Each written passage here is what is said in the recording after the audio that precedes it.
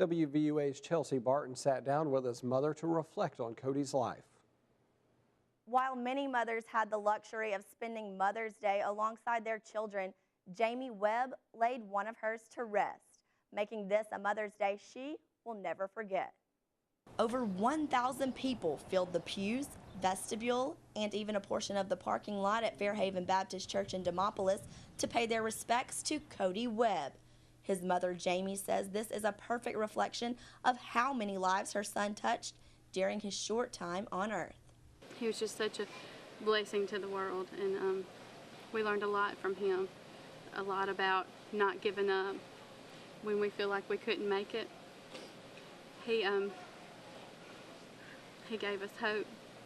Like many young men his age, Cody was all boy, but he had a soft spot for his mother and for God. I feel very special that God allowed me to be the mother of such a wonderful kid. He told me that. He told me that he loved me.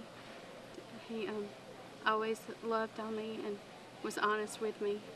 Oh, he wasn't perfect. He made mistakes, but he was always honest with those mistakes. He was like, yes, ma'am, I messed up, but I'm not going to do it anymore. Cody's mom called him a walking miracle. He was involved in another automobile incident 8 years ago. Even then, his mother believed Cody was beyond his years. And they said that he wouldn't be able to eat or drink. He served our plates, and we're like, baby, don't serve our plates. And he's like, that's what I'm here for. And we all were all upset and just had a hard time wanting to eat because he couldn't eat. But he was so precious in that way. This young man may physically be gone, but he will live on in the hearts of many, especially his mother. The Webbs plan on setting up an all-sports scholarship in memory of Cody. For WVUA News, I'm Chelsea Barton. WVUA's Chelsea Barton was there alongside one family who's been waiting for their new home for over 2 years. We lost everything. We had nothing but a porch walking up into where our house used to be. So it was very, very, very devastating. Very devastating. Shamaya Beckham is referring to what was her home until April 27th, 2011. Today, she is thanking Habitat for Humanity and many other West Alabama sponsors for this fresh start in a new home. We wouldn't be here without them. I totally appreciate them. I'm very grateful for everybody. The feeling of gratitude is mutual. Those who know the Beckhams say they are nothing short of a joy to work with.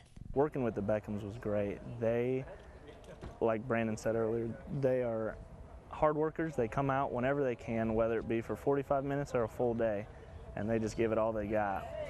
And you can tell by looking at their house that they work hard and they're continuing to make it look good.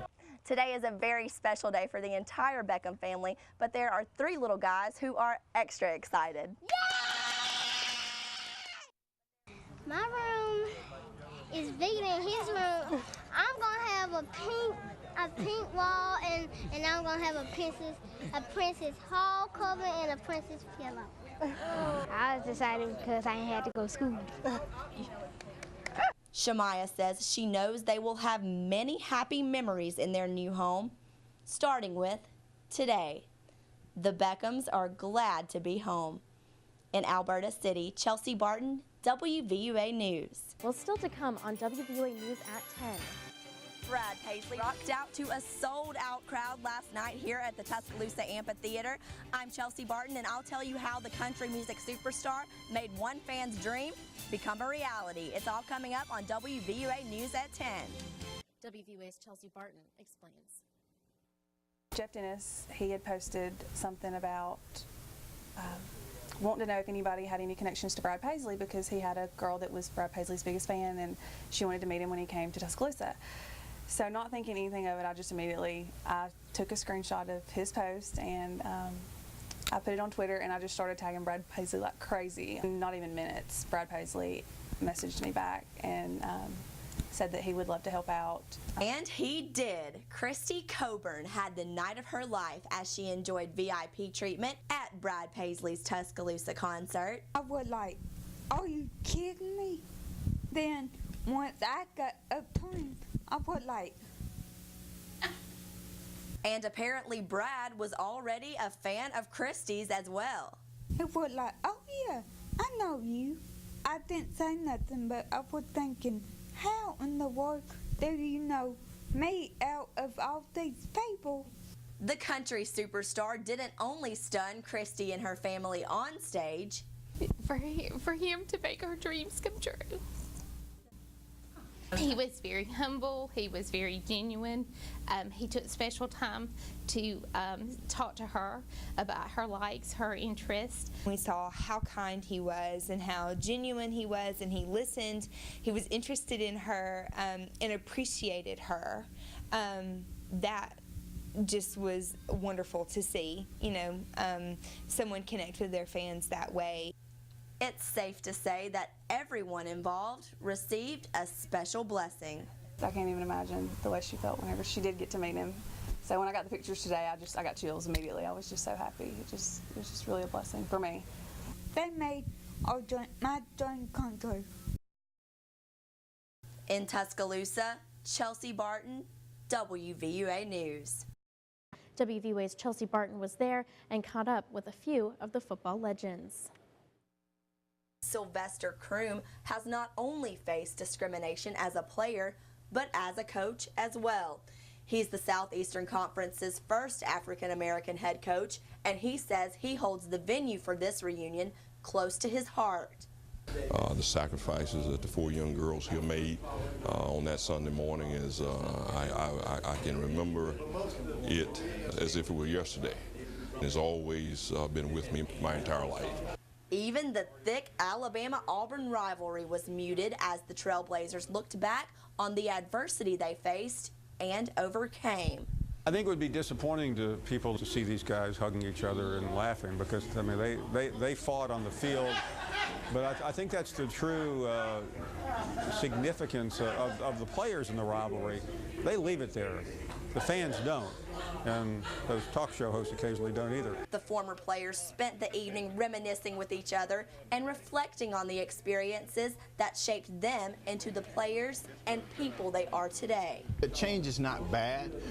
Culture change happens, and you have to go with it rather than fight it.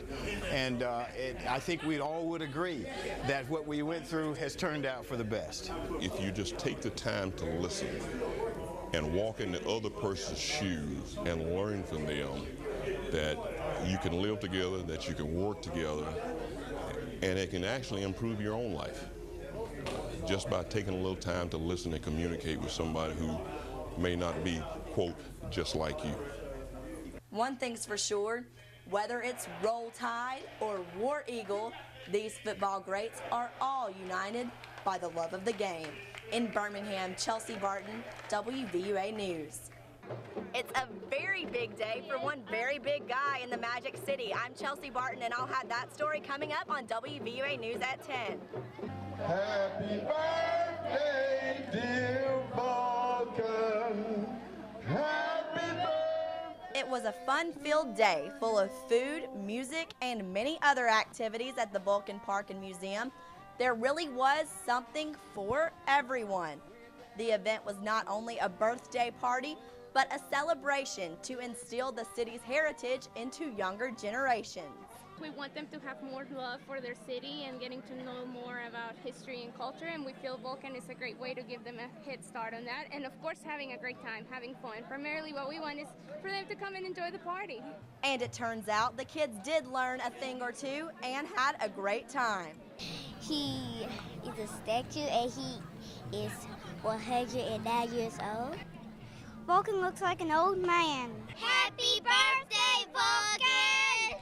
Maribel says that Vulcan is the protector of the city, so it's very important to come out and celebrate his birthday each year. In fact, Vulcan and I were born on the same day, so it's kind of like my celebration too. But we're happy. We're happy for Vulcan, and we want to wish him many, many more happy birthdays.